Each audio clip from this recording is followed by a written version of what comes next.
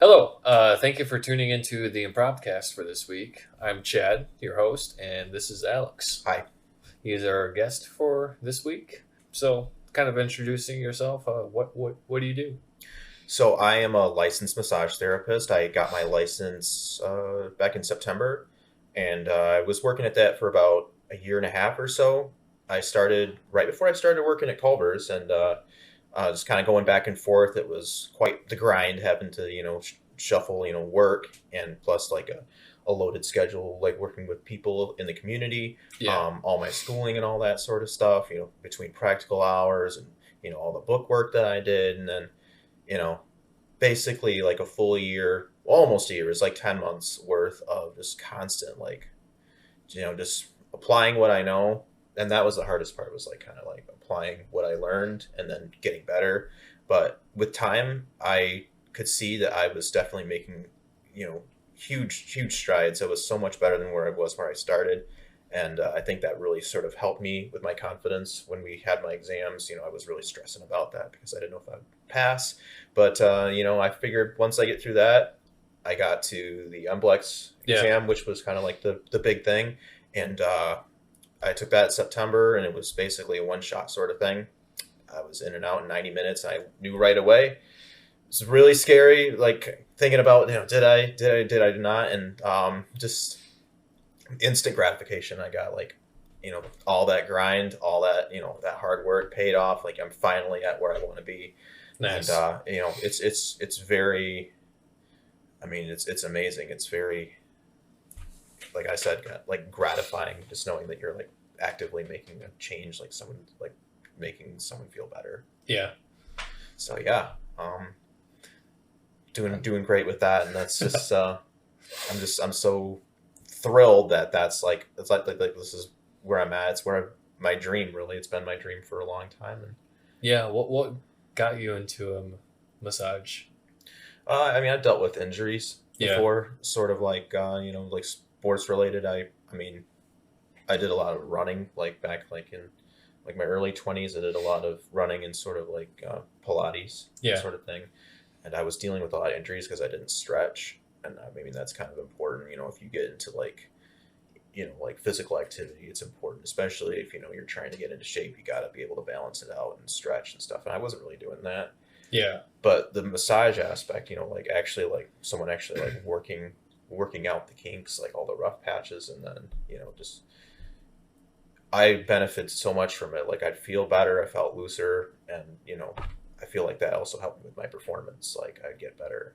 Yeah. And I just felt like maybe at some point could I see myself kind of like being like the facilitator, the person who like passes that on like what they know and can actually help the other person who's going through the things that I was. And so, I mean, that's kind of what led me to believe that this might be a good career path. Yeah. It's It's cool. yeah, it's just it's great knowing that it takes. I mean, it took a lot of resources. It took a big commitment, because it's not.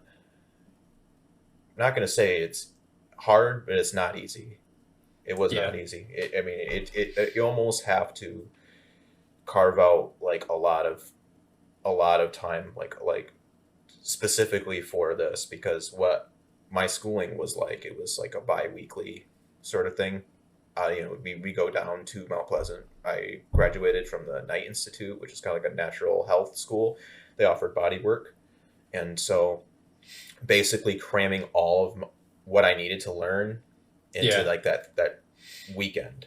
And I'd come back 2 weekends later, and then I'd have to basically apply what I'd learned. At the same time, I'm learning new things, so it's like drinking out of the fire hose, basically. Like it's all coming at you. It can be. It was quite a lot, and there were some rough patches where I was like, how am I going to get through this? And then on top of that, all the hours I was picking up at Culver's, Yeah, like dude, you're working like 40, 50 hours a yeah, week, and then yeah, I ended it's up picking up a lot more than I initially thought. I thought, yeah. I might come in here. I'm just gonna, do the best that I can, best that I can, and be myself. Maybe people will like me, and that led to a lot of things. And so, I mean, I always keep in touch. I I told Jamie hired me, and I was just like, I don't want to shut you guys out. I mean, if there's an opportunity for me to like me be part-time here and, maybe potentially be here on the side, if, that is in the cards, I'd like for that to happen. And so, I mean, Yeah. I think that we, nice work-life balance we can make that happen. So, Yeah, yeah. dude. I remember like when you were taking college and working full time, you're just like nonstop all the time. And I was like, dude, that's cool. You have Like, to. it's hard, I but feel like you have to be crazy and stupid at the same time. Like, like I almost like had to not. I had to tell myself this is not going to kill you. This is not, going to, you know, wear you thin and stress you out. I almost had to convince myself that, because if I had known, just like, um, I wouldn't say I wouldn't do it. I wouldn't at all, because this, when I feel like I want something and I gotta have something, then I will work as hard as I can to achieve that. I feel like if you actually believe that something is meant for you, and you know that you have the means to go get it, then there's no stopping you. And I felt like, just like for like that straight, that was it was the right time, and it yeah, was the right thing. I could have, there was an opportunity like 5 years ago that I passed up on. Maybe I'm not going to say it was a blessing in disguise, but I mean, it would have been easier. It would have been closer. But the guy who had the had the classes set up in Petoskey, turns out that he was wanting to condense and basically stay at one location. He had one in Traverse City, which is where he practices now. But um, at the time, I just feel like I don't know, maybe I just wasn't quite mentally prepared for something like that.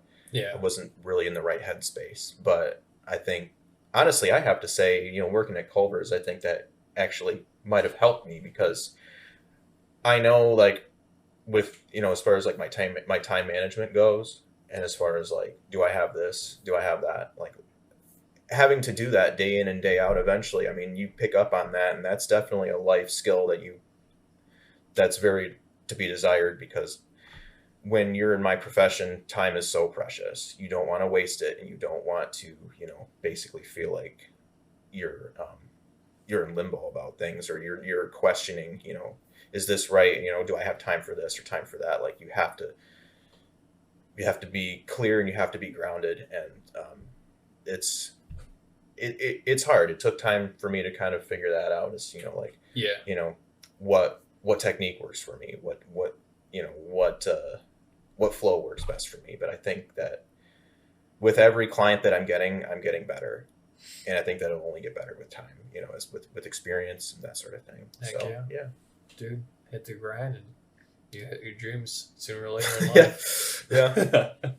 I mean, it happened to me. It can happen to you. I mean, I'm not someone who's gonna say like I don't think I'm Superman. I don't.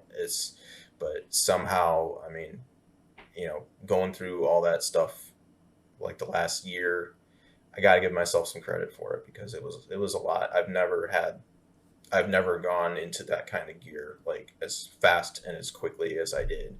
And so, I mean, it's like I said, it took almost like a little bit of like convincing myself this is not going to be hard. Yeah, This isn't going to completely like take all your sleep time away. It's not going to take all your social life and sort of things like that. But takes a little sleep. That's fine. No sleep no sleep, gang. gang. Hashtag no sleep, gang. Yeah, I remember So when Will and I were starting to like the YouTube channel. We're just like, dude, if Alex is working all these hours, we can too. We got this.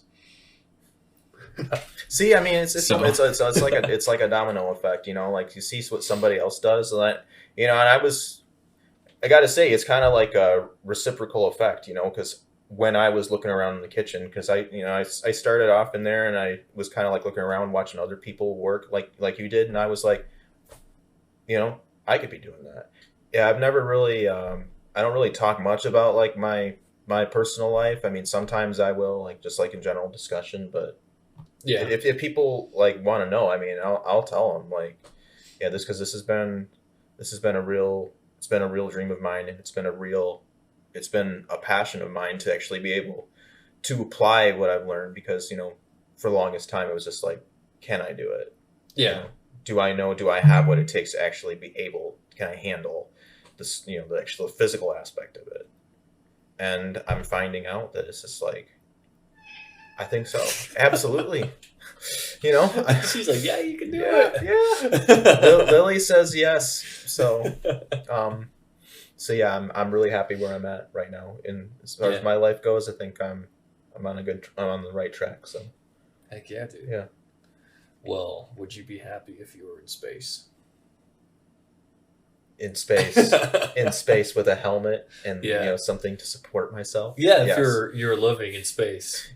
Oh yeah, I mean, absolutely. I mean, I kind of like where this is going. Yeah, imagine you're on a spacecraft going on to a mission to Mars. You guys land down onto Mars. And for some reason on this expedition, you get separated from your group and they just take off without you. For some reason. They think you're dead. They just leave me for dead. They're just like, he's done. Yeah. And I'm like, totally not like NASA, but let's just say. But I'm basically completely like by myself on a foreign planet with no way to protect me. Just like, I'm just like in my spacesuit, just chilling. Yep. All right. So, okay, no pressure. What would you do? What would I do? Yeah. Well, I would, hopefully I'd try to find like some water. Where am I at? Like in space? Is it just like anywhere? Did I say Mars? Yeah, you said Mars. Okay, I was like, maybe okay. I missed that. All right. Yeah. Go ahead. Skip that part, and I'll say because there are ice caps. There are ice caps. Yeah, there's ice caps. So we know there's ice caps on Mars. So my first thing is you got to find water. Yeah, you got to be able to survive, like actually, like physically, like physiologically support yourself because you need to have water. Be looking for intelligent life, aliens, and be able to can prove to myself, see, there are signs of intelligent life out there. And I was the one. I beat everybody to it. And it'll be my little dirty little secret since I'm the only one. Chances are, if I'm there by myself, what are the odds of me actually being found? Like, do you think they'd come back for me? I mean, probably, yeah. I mean, if they found out you're alive somehow, they'd probably come back, maybe. But it'll take 3 years.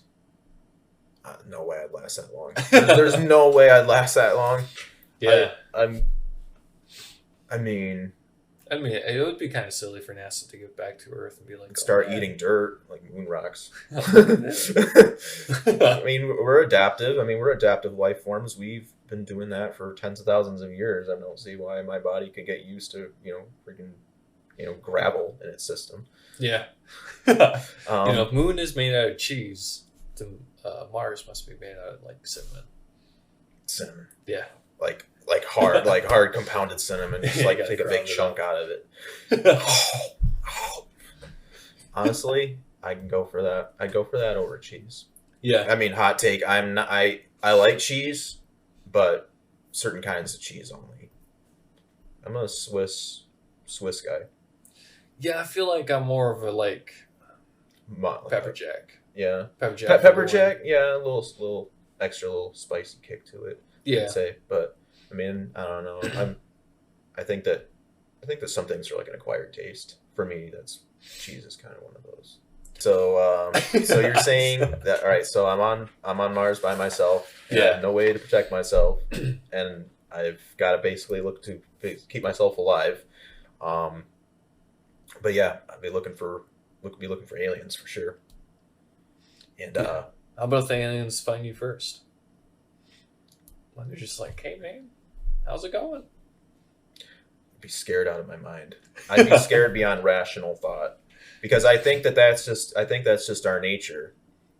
I can't, if I see if I'm seeing like a life force that is not our own, or something that is alien, something that's, we don't know, and something that's unintelligible, they start speaking like some crazy hibbity hoopla, like what are you doing on our planet? I'm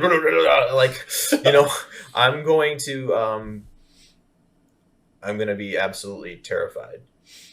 because I think that things like that, are just, it's scary to think about, honestly. I mean, I'm convinced that there's intelligent life out there that we have not seen. How could there not be? Oh, for sure, yeah. All the millions and billions of galaxies out there, how is it? It'd be very short-sighted, I think, to think that there's not something. Yeah, absolutely. But, I mean, I'd be hoping that they were non-threatening and not, wanting to kill me. But, I mean, yeah, like... I'd hope that my jujitsu would pay off. Like, if I let's say I'm like, I gotta be trained in something, right? I gotta have some kind of collateral here to help me back me up and stuff like that. Like, I'm not gonna be cornered with no way to protect me, right? Yeah, like if you're an astronaut, you gotta know jujitsu. Oh yeah, I mean, because you gotta have good like counterbalance, because there's no gravity to hold you down. You gotta be able to maneuver and move around, and Naruto your way across the landscape. Go on the wrong way on the space shuttle, you're just like, Hasha! And you're just, oops, my bad. But yeah, I try to make peace. I'm a peaceful guy. I want confrontation. I don't want violence. But I just hope for the best, and I'd hope that I'd be able to coexist with them. Yeah, I was kind of thinking also too, like, imagine like that you're on Mars and you're by yourself. Because the only people that were on Mars left without you. And you look over on the horizon and you see this figure walking towards you. Mm-hmm. And that's the alien, but you don't know it's an alien. Mm-hmm. Like, you just see this figure walking towards you. Yeah. Like, I would assume I'm going crazy. Like, man, this is it. I'm dying. But I mean, yeah, I'm definitely in the same boat, because it's like, they know their way around. They know this place. They know how to, be able to, they're probably, and this is another thing about, like, they're probably way more advanced technologically. I wonder about that. Like, I mean, are these life forms we're talking about, are they like light years ahead of us as far as like artificial intelligence? Like, do they have like things like their minds work more efficiently? Their way of doing things and that sort of thing. Like, there's just like, there'll always be like one step ahead of you. Like, you're like, they'll be able to like pick up on what you're trying to do. I honestly don't think I'd be like so shocked and like so consumed by fear. I don't know if I'd be able to do anything. Which, I mean, that's just the truth about it. I mean, same. I wish that I could say, I roundhouse kicked their heads straight off and they flew off into, the millions of galaxies away. But that probably wouldn't. I don't know. I think it's just the realist in me that's saying, no, you wouldn't. You'd shit yourself. Yeah. Yeah. Because that's it. Like, what would you say? Like, if let's reverse it. Let's say aliens land in your backyard. Like something comes down tomorrow. What would you do if aliens come here? And you're the only one that knows about it, though. They just walk into your house. If they're already in my house, man, I don't know. I'd probably shoot them if they're in my house. But like, you're not gonna make them some bread. Be like, hey guys, make them some hot dogs. Welcome to my house, man. Here's some hot dogs. We call these guys wieners.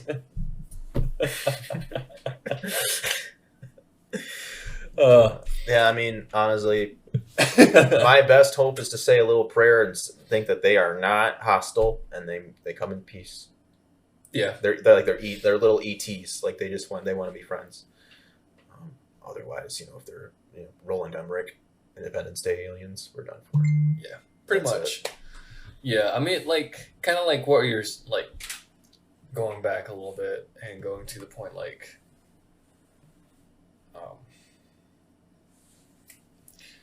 where if an alien came into my house and I woke up, like, if I was in bed and I looked up and I just saw this alien, like, walk across my bedroom door, I'd just be like, what?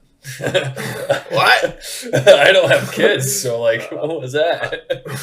I don't know if I'll have kids ever in my life now. I think that's it.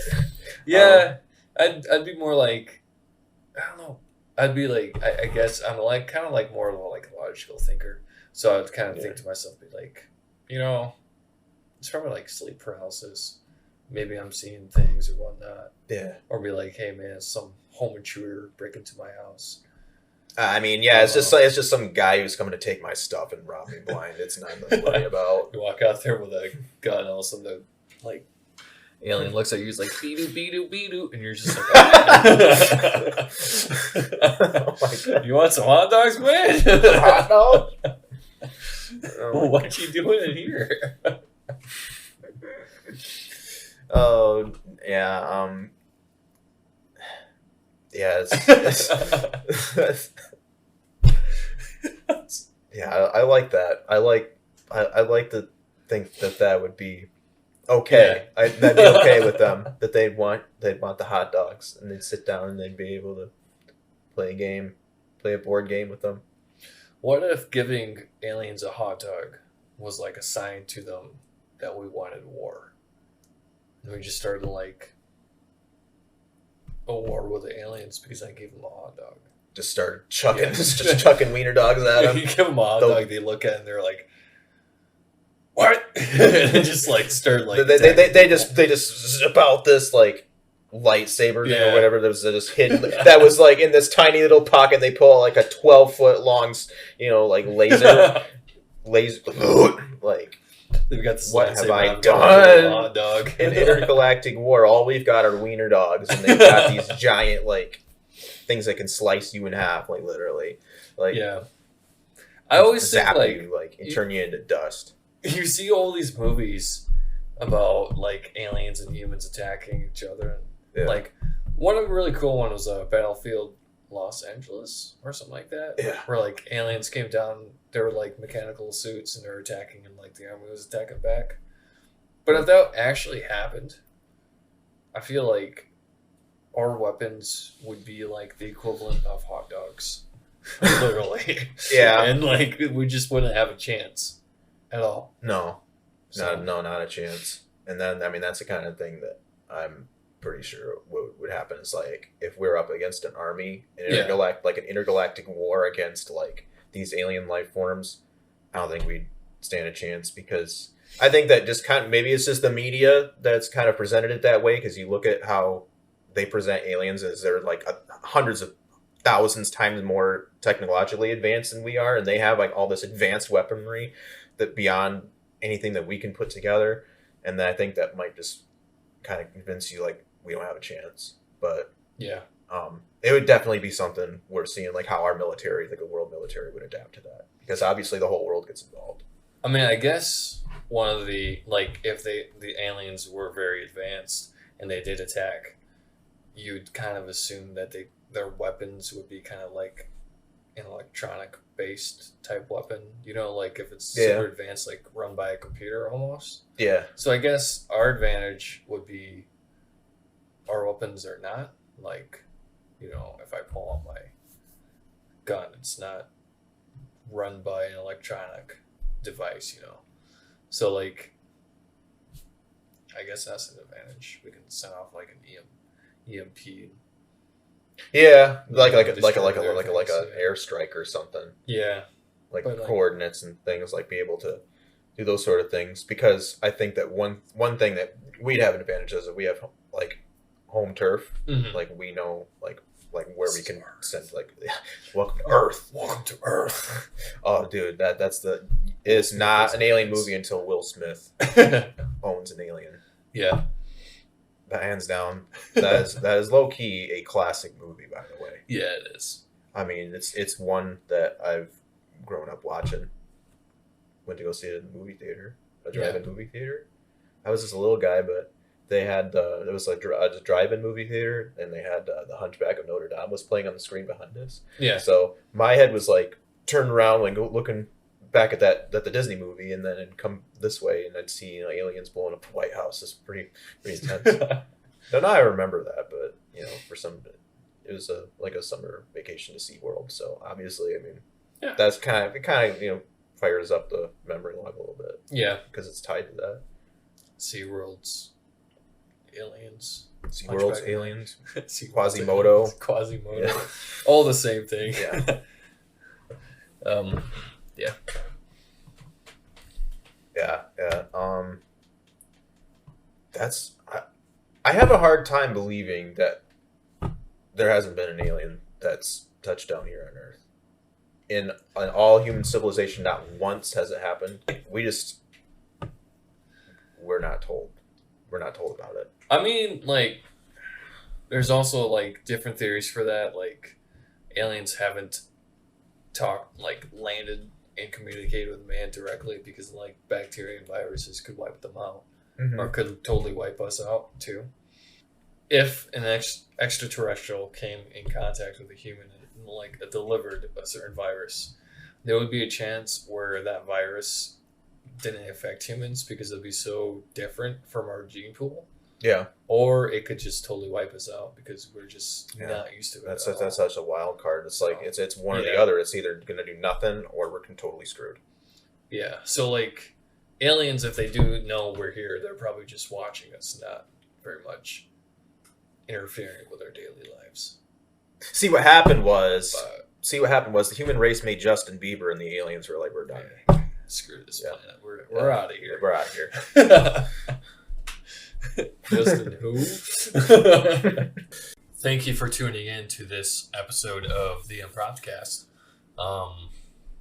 Hopefully this will be a weekly podcast going out every Wednesday and different guests on every week, hopefully. And Alex will hopefully be back soon. Oh yeah, sooner than later. Absolutely. So until then, you guys have a great day. Thank you for watching. Bye guys.